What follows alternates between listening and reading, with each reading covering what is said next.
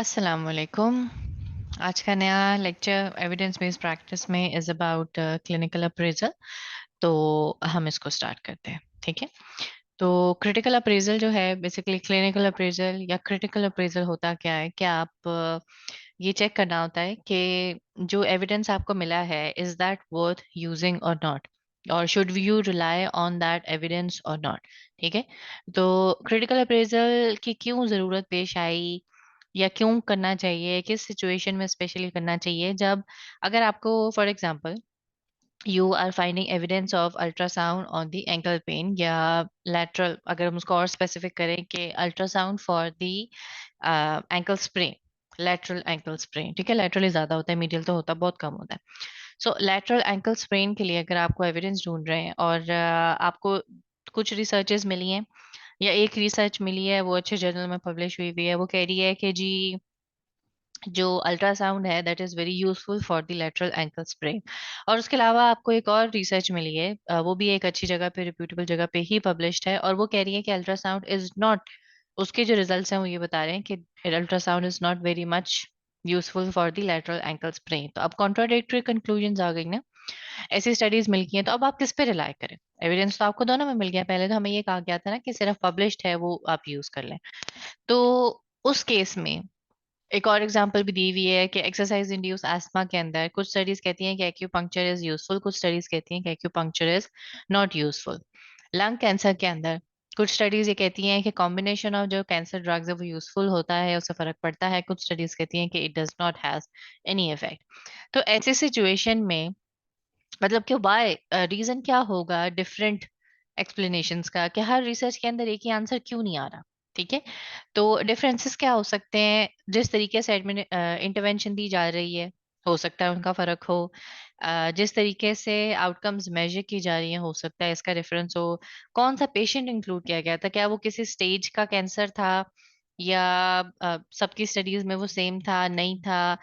बहुत सारी स्टडीज होती हैं जो कि पुअरली डिजाइंड होती हैं, इनमें therefore have seriously biased conclusions. ठीक है, वो स्टडीज ठीक नहीं होती। तो वी शुड नॉट, एक दूसरी तरफ हमें मतलब कि we can not have perfection from any clinical research, क्योंकि कुछ ना कुछ जनरली बिल्कुल 100% परफेक्ट कोई भी नहीं होती, बट हम इतनी जरूर हो सकती हैं कि we can rely on them, मतलब कि good enough researches we can find. तो उसके लिए हम क्या करते हैं? क्रिटिकल अप्रेजल करते हैं। और हम क्रिटिकल अप्रेजल पर किस चीज कर रहे हैं? About the effects of intervention. ठीक है, क्योंकि फिजियोथेरेपी के अंदर ये होता है। उसके लिए हम क्या करते हैं? We find the randomised trials, randomise control, RCT, randomise control trials.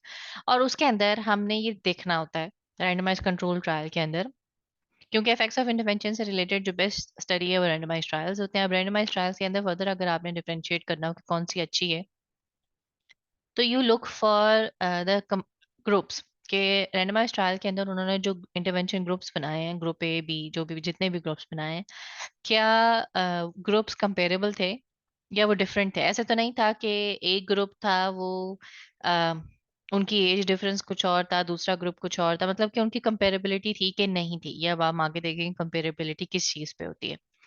दूसरा क्वेश्चन हम ये देखते हैं कि क्या उसके अंदर फॉलो अप कंप्लीट हुआ था, यानी क्या दोनों रिसर्चेस के अंदर कौन सी रिसर्च है जिसके अंदर फॉलो अप कंप्लीट किया गया था या नियर कंप्लीट किया गया था, मतलब कि फॉलो अप कितने अरसे तक किया गया था। तीसरी चीज इंपॉर्टेंट है बहुत, क्या ब्लाइंडिंग थी उसके अंदर या नहीं थी? और ब्लाइंडिंग तीन तरह की होती है, वो हम देखते हैं आगे, मैं आपको बताती हूँ कि ब्लाइंडिंग क्या होती है। ठीक है। बेसिकली जब आप क्रिटिकल अप्रेजल करते हैं, अभी आप सिर्फ अपने माइंड में ये रखें कि whenever you are doing the critical appraisal, आप रैंडमाइज कंट्रोल ट्रायल लेते हैं, क्योंकि हम ले रहे हैं studies about the effect of intervention. तो रैंडमाइज कंट्रोल ट्रायल्स में आप सिर्फ तीन चीजें हैं जिनके ऊपर फोकस करते हैं। पहली चीज, क्या ग्रुप्स कंपेरेबल हैं कि नहीं है। दूसरी चीज, फॉलो अप कितना किया गया है। तीसरी चीज, ब्लाइंडिंग उसमें थी या नहीं थी, अगर थी तो कौन सी टाइप ऑफ ब्लाइंडिंग थी। ठीक है। अब हम इनको एक एक करके देखते हैं कि जो कंपेरेबिलिटी है, ट्रीटेड और कंट्रोल ग्रुप। ट्रीटेड ग्रुप वो है जिसके अंदर आपकी जो डिजायर्ड इंटरवेंशन है, जिसका आप इफेक्ट चेक करना चाह रहे हैं, वो दी गई थी। कंट्रोल ग्रुप है, दूसरा ग्रुप होगा, उसके अंदर या तो कोई भी डिजीज, कोई भी इंटरवेंशन नहीं दी गई या फिर कोई और इंटरवेंशन दी गई जिसके साथ आप कंपेयर करना चाह रहे हैं। तो जो मैचिंग है सब्जेक्ट्स की, सब्जेक्ट्स कौन है? पेशेंट्स की। In the treatment and control groups does not ensure that the groups are comparable. ठीक है, मैचिंग से कंपेरेबिलिटी नहीं आती। मैचिंग कैसे करते हैं? कि एज या जेंडर, आप दोनों ग्रुप्स के अंदर जेंडर सेम है, या दोनों, अगर दोनों जेंडर इंक्लूड किए गए हैं तो क्या दोनों ग्रुप्स के अंदर दोनों जेंडर है? ऐसे तो नहीं है कि एक ग्रुप मेल के ऊपर था, दूसरा ग्रुप, एक ही स्टडी के अंदर जो दूसरा ग्रुप था वो फीमेल्स के ऊपर था, जेंडर डिफरेंसेस आ सकते हैं, इसका मतलब वो ठीक नहीं है। अगर एज ग्रुप डिफरेंस है, ठीक है, अगर एक ग्रुप था वो 15 साल से कम पे था, दूसरा ग्रुप 15 साल से ऊपर था, तो भी आप नहीं कर सकते, ये नहीं बता सकते कि इंटरवेंशन फायदा दे रही है या नहीं दे रही। फॉर एग्जाम्पल, अगर आप टीचिंग से रिलेटेड को देखें कि learning methodologies on two children group based on their last reading test score, फिर कंपेरेबिलिटी आप कैसे करें? अगर ये मैचिंग से भी कंपेरेबिलिटी 100% नहीं आती, तो आप क्या करते हैं? जो बेस्ट वे है to achieve the matching is randomisation. ठीक है, आप 100% श्योर नहीं कर सकते कि सारे एक ही चीज, मतलब कि दोनों ग्रुप्स के अंदर जो करेक्टरिस्टिक्स हैं वो 100% एक दूसरे से मिलते हों, क्योंकि कोई भी इंसान एक दूसरे से मिलता नहीं है। और अगर आप रख भी लेते हैं तो आपका बहुत लिमिट हो जाएगा क्राइटेरिया, और रिसर्च बहुत डिफिकल्ट हो जाती है। सो कंपेरेबिलिटी कैसे करनी है? रैंडमाइजेशन करके, इसलिए हम इनको रैंडमाइज ट्रायल्स कहते हैं, क्योंकि रैंडमाइजेशन लाजमी होती है। रैंडमाइजेशन कैसे की जाती है?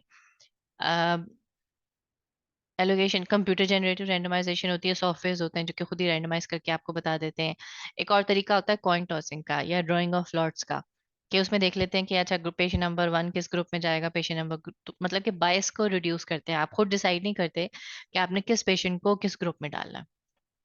एक होती है कॉसी रैंडम एलोकेशन प्रोसीजर, उसके अंदर क्या होते हैं कि किसी भी फीचर के अकॉर्डिंग उनको किसी एक फर्दर ग्रुप में डिसाइड कर देते हैं, या इस तरह कर लेते हैं कि इवन नंबर ग्रुप ए में चले जाएंगे और नंबर दूसरे ग्रुप में चले जाएंगे।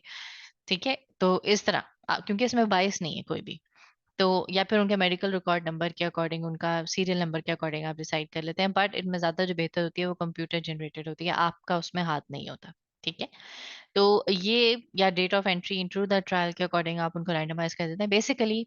अगर रैंडमाइजेशन हुई है तो इसका मतलब आप कह सकते हैं कि yes, treated and control groups are comparable, आपने ये देखना होता है। ठीक है, दूसरी चीज, फॉलो अप कितना था कि नहीं था। फॉलो अप का क्यों है? क्योंकि फॉलो अप एक बहुत बड़ा प्रॉब्लम है जो कि किसी भी ट्रायल का होता है।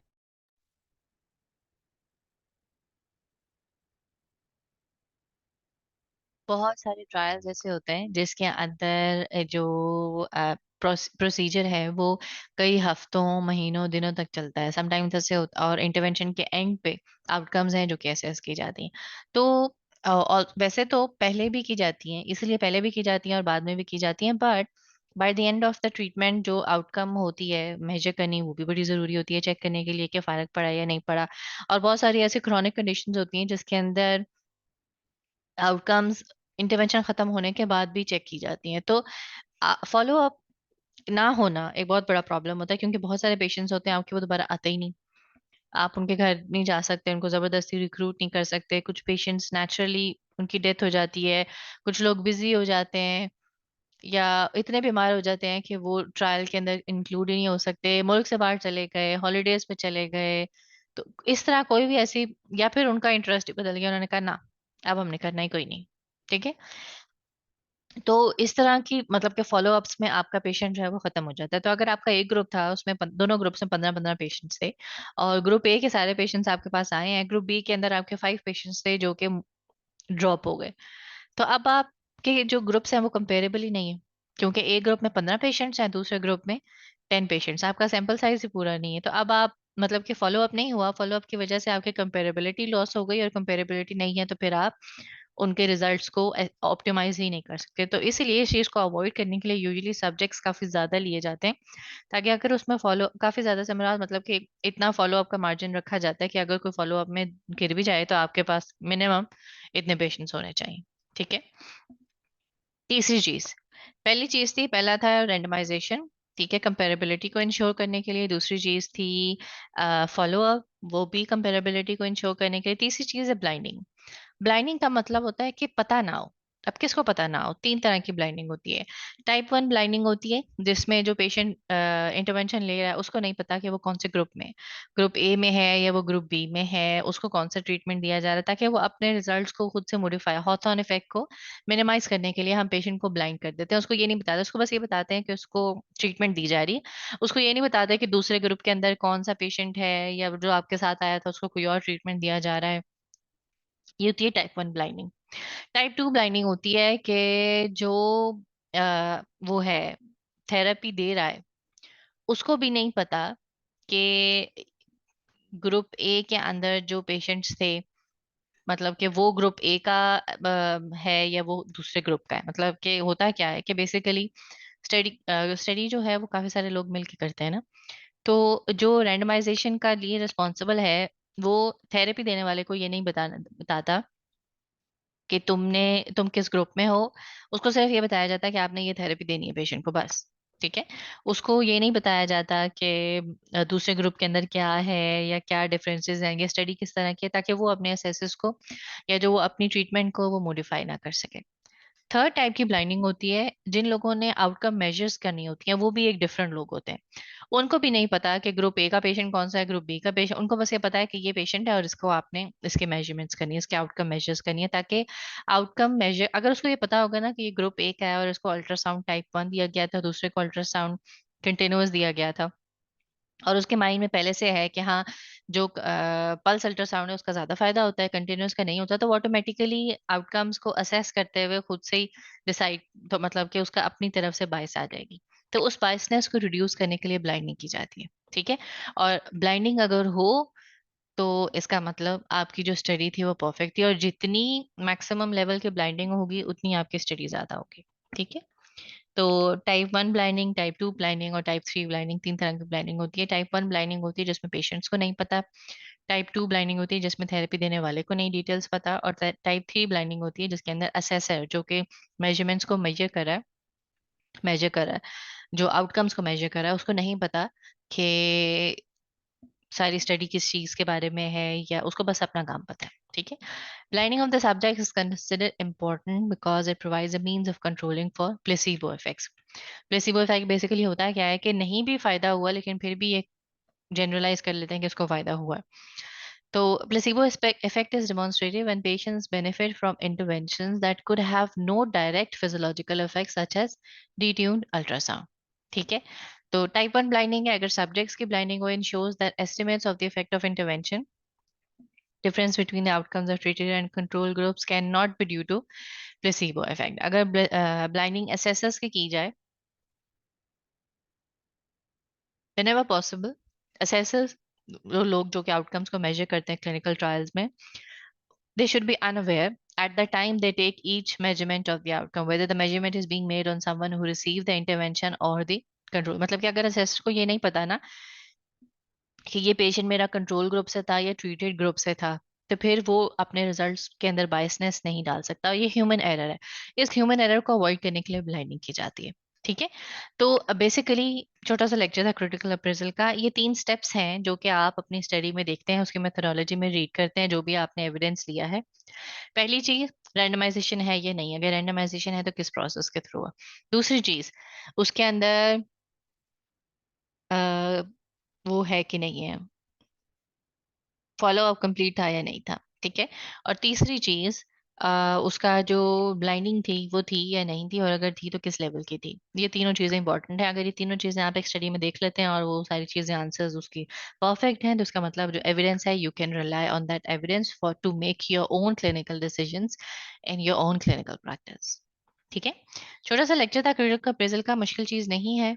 बस 3 क्वेश्चंस हैं जो कि आपने अपने जेहन में रखने हैं, और जब आप करते रहेंगे साथ साथ तो फिर आपको पता लगता जाएगा कि ये कैसे थे। ठीक है।